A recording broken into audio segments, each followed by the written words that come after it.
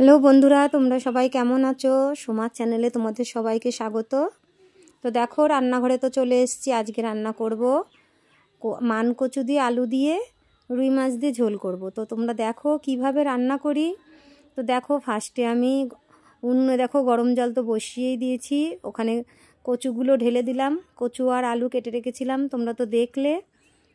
কচুটা আমি একটু সেদ্ধ করে নিচ্ছি, আর রুই মাছটা তো নুন হলুদ মাখিয়ে রেখেছি, সেটাও তোমাদের দেখালাম। তো কচুটা দেখো সেদ্ধও হয়ে গেছে, নামিয়ে নিলাম। কচুটা 3 ভাগের 1 ভাগ মতন আমি সেদ্ধ করে নিয়েছি। এবার শুকনো কড়াইতে দেখো আমি একটু তেজপাতা আর 2টো শুকনো লঙ্কা দিয়ে দিলাম। এর সাথে আমি একটু জিরে দেবো, দিয়ে ভেজে নামাবো। তো লঙ্কাটা আগে একটু গরম হয়ে যাক, তারপরে আমি জিরেটা দেবো।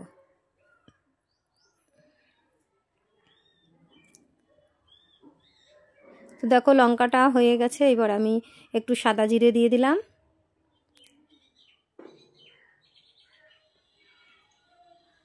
দেখো জিরেটাও হয়ে গেছে, কারণ জিরে তো কড়াইতে দিলেই হয়ে যায়, কারণ বেশি ভেজে ফেললেই ভাজা জিরের গন্ধটাও নষ্ট হয়ে যাবে আর তরকারির স্বাদও নষ্ট হয়ে যাবে।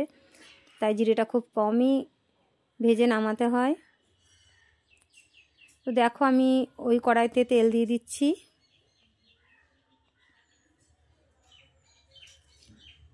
তেলটা তো গরমও হয়ে গেছে, এবার মাছগুলোকে সব ভেজে নেব।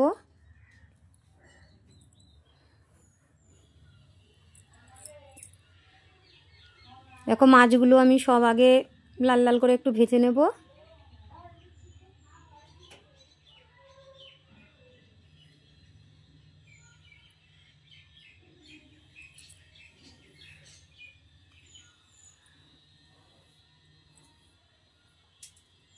তো দেখো মাছগুলো তো সব ভাজা হয়ে গেছে, আমি তুলে নিচ্ছি মাছগুলো।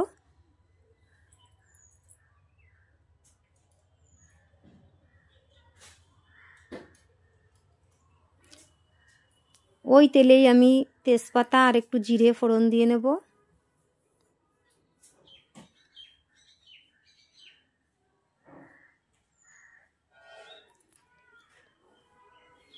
এবারে আলু আর কচুটা যে সেদ্ধ করে রেখেছিলাম, সেই আলু কচুগুলো ঢেলে দিচ্ছি। দিয়ে আমি প্রথমে একটু ভালো করে ভেজে নেব এগুলো।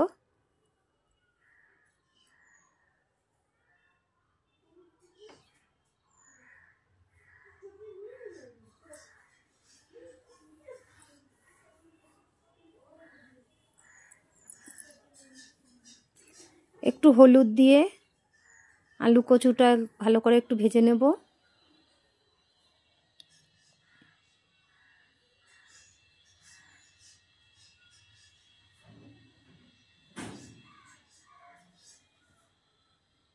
দেখো কাঁচা লঙ্কা আর একটু আদা বেটে নিয়েছি আমি। কাঁচা লঙ্কা আর আদা বাটাটা দিয়ে আমি আবার একটু ভালো করে কষিয়ে তারপরে জল দেব।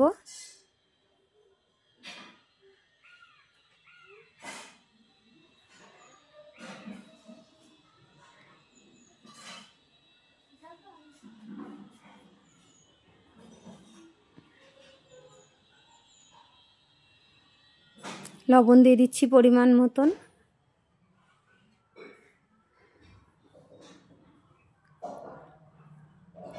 হলুদ দিয়ে দিচ্ছি পরিমাণ মতন।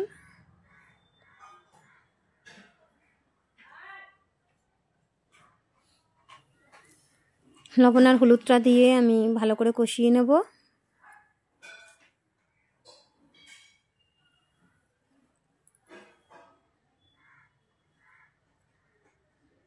দেখো কষানো হয়ে গেছে।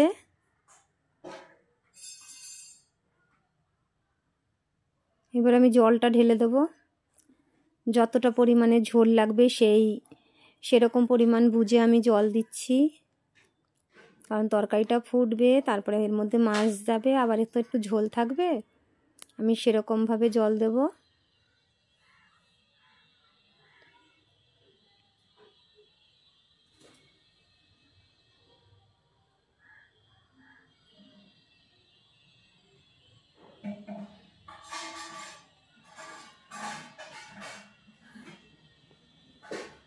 এবার আমি একটু ঢাকা দিয়ে দিলাম, তরকারিটা ফুটুক।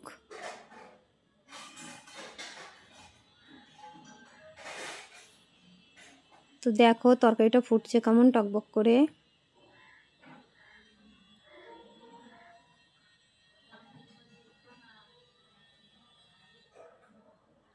দেখো কচুগুলো একদম সেদ্ধ হয়ে গেছে। এই দেখো খুন্তি দিয়ে চাপ দিলাম তো দেখো কচুটা খুব ভালো কচু। আমি মাছগুলোও এবার দিয়ে দিচ্ছি। তো কচু সেদ্ধ হয়ে গেছে।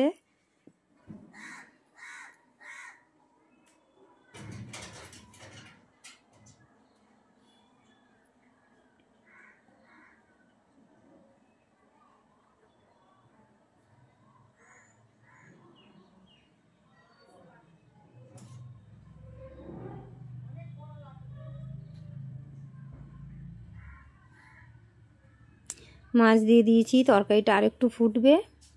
আর এই দেখো এদিকে আমি যে ভাজা মশলাটা ভেজে নিয়েছিলাম ওই মশলাটাও দিয়ে দিচ্ছি।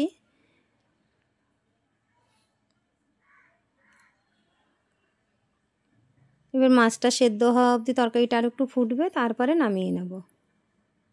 এইভাবে তরকারিটা জানো তো খুব ভালো লাগে। যারা যারা কচু খেতে ভালোবাসো এইভাবে তরকারি রান্না করে খেয়ে দেখো, খুব সুন্দর হয়।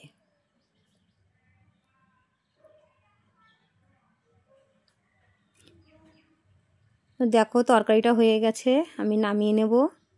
দেখো কত সুন্দর হয়েছে। যাই হোক বন্ধুরা, তোমরা আমার ভিডিওটা দেখে যদি তোমাদের ভালো লাগে তো একটা লাইক কমেন্ট শেয়ার করো।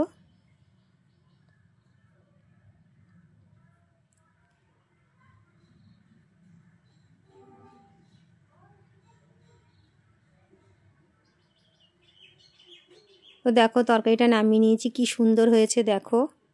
যেমন কালার হয়েছে তেমন তরকারিটা দেখতেও সুন্দর হয়েছে আর খেতেও খুব সুন্দর হয়েছিল। তো যাই হোক, আজকের মতন এই অবধি। টাটা বন্ধুরা।